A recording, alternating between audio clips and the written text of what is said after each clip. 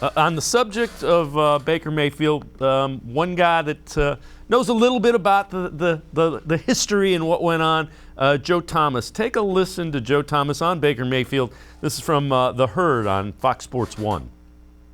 I think people in Cleveland were so starved for a winner. They were starved for a franchise quarterback that we all wanted to believe that Baker could be that guy. And so what happens is you have people that really believe Baker was the guy, that were the most vocal pieces of the fan base. And then the people that maybe were a little bit skeptical or didn't like him for whatever reason, or just didn't think he was that good of a quarterback, they weren't willing to be vocal because they were afraid to be wrong, right? You don't want to be wrong for the first time in many decades about the position that you need most when you're a Cleveland Browns fan that has dealt with 1-31. And I think initially that was part of maybe why you heard a lot of negative reactions from the Browns fans is not only are you bringing in a guy who's dealing with a lot of controversy in Deshaun Watson, but you're kicking a guy out of town, Baker Mayfield, who a lot of fans felt like he was one of them. He wanted to be in Cleveland when nobody else wanted to be there. He was somebody that was all in on this team. And he famously said while he was throwing Duke Johnson under the bus, hey, you're either with us or you're against us. You're either on this train or you're not. So now as the information that surrounds around the trade is getting out, there's a lot more people who are being vocal in Cleveland saying, hey, maybe I didn't really like Baker all that much because part of the reason I loved him was because of how much he loved Cleveland. He wanted to be here. He was willing to sacrifice everything to bring us a championship. And maybe that was not the case like we thought it was. And G. Bush, the reason he wanted to be in Cleveland was because Cleveland had the number one pick. He wanted to be the number one pick. It's not a big surprise. And I don't hold that against him. I really don't.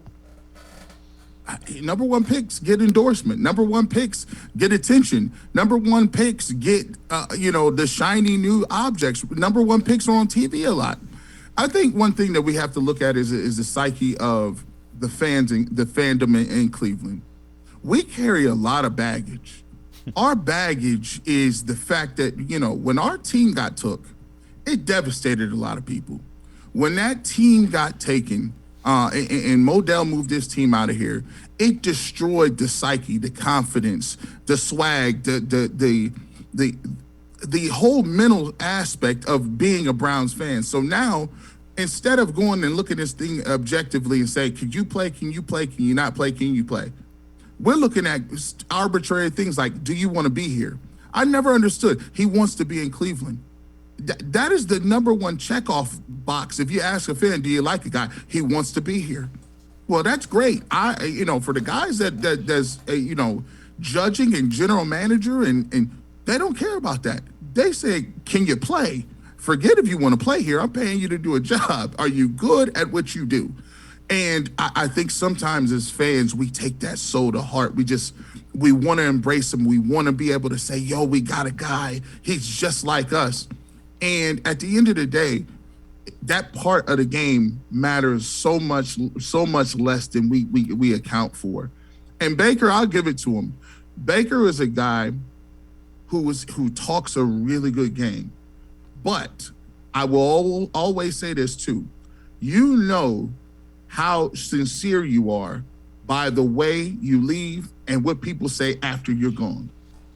It's quiet as heck right now. It's all quiet on the Western Front right now.